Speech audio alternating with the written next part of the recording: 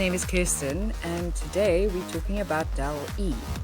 Dall-E is the AI image generator that is attached to ChatGPT, the openai.com open source text generator. But today we're going to be exploring the image generator because it is really quite fascinating. So in order to get onto the open source, onto the image generator, you have to sign into OpenAI's ChatGPT, and you have to then register for Discord, which is the chat development platform. So effectively a chatbot that's attached to the AI, but it allows for everybody who's interested to interact. And once you're in the Discord chatbot, you need to find a Dall-E thread for beginners. And when you're on a thread, then one can start developing.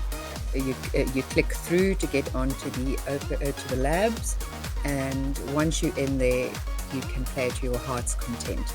So let me run through where we started. This was a description of my office with two big dogs, big brown dogs sleeping. Some of them are pretty good. I'm pretty impressed with how it turned out, just from that description. And from there, I regenerated. And you can see it's some of the faces get a little bit squashed and a little bit warped. But probably out of these, I could choose the best one, and then use another image editing software to tidy it up. This one looks a little bit freaky, actually, the way that dog is looking at one. And now trying to see what the capabilities are. A luri is a little bird, African bird that is parrot-like. They're awfully cute, and I wanted to see what it could do with that. And because I have been looking for illustrations, and these are all usable. I regenerated, and still getting some really nice pictures. Bedraggled and forlorn, trying to put that emotion into the picture. There is a truck outside and the dog barking. I really do hope that video editing can take care of the background noise.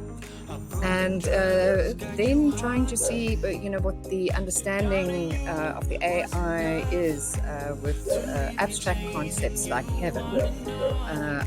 The prompt was: imagine heaven as a tropical garden with lush plants and vines, decorated with marble statues in ancient Phoenician form.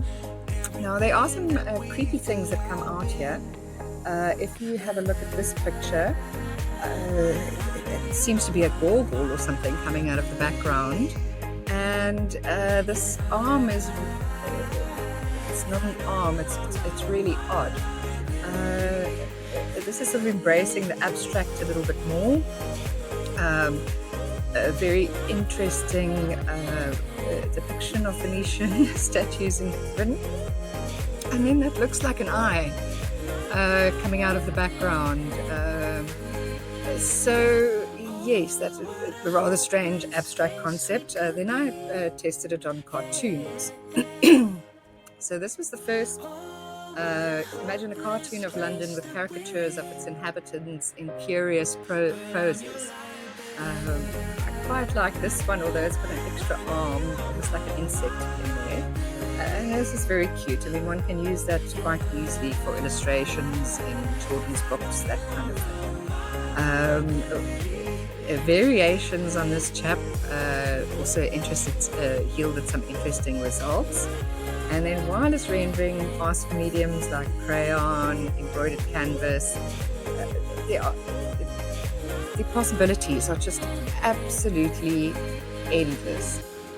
And these cartoon characters, one can actually, they're quite relatable in a way. There's odd little blurry bits and the hands have disappeared and so on, but they give a fantastic base to work from. I mean, you could just about illustrate anything. And some more curious poses. These were a little bit odd. And then I regenerated, and this guy came in as a cartoon. So let's see the variation a little bit further, and let's see how this cartoon develops. Another tip: add specific details to get exactly what you want, and waiting for it to generate. Digital art gives you a more abstract rendering. Oh my gosh, the eyes have gone a little bit funny on this guy. Okay, so let's have a look at him. And yes, incredibly odd. The hands and so on. The backgrounds seem to be quite realistic. I think the people are maybe still a little bit difficult at this point. So we've got our cartoon characters there, sort of a whole array of them. This prompt was: imagine a surrealist, a Julius Caesar eating sushi in Bangkok. Quite fascinating what it actually came up with. And when I then asked it for a 3D render, it's now starting to get really, really interesting. This one over here is this Liberace as Julius Caesar, but there's an extra arm in there and a prawn the size of a giant prawn. So I decided to look into this picture a little bit more because it seemed to be a more clear than the rest, and from that this was generated, all getting pretty bizarre, now more elongated, I'd say more sort of hyper-realistic, and then to still sort of testing abstracts. The next prompt was the moment that a thought is perceived. And these are the images that it came up. Oh, here we go. This is an abstract, hyper-realistic painting of the moment a thought is perceived. So these are the 4 initial images.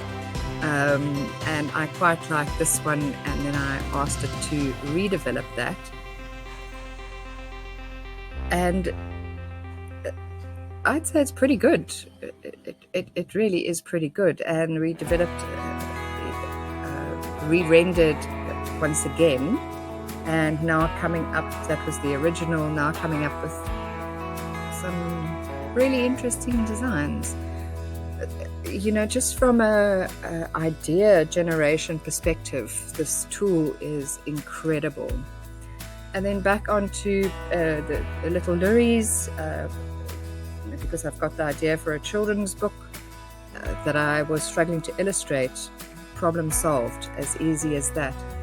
And yes, just running through some of the stranger characters that have come up.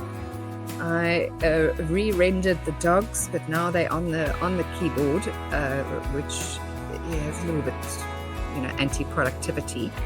And yes, just back onto the strange cartoons.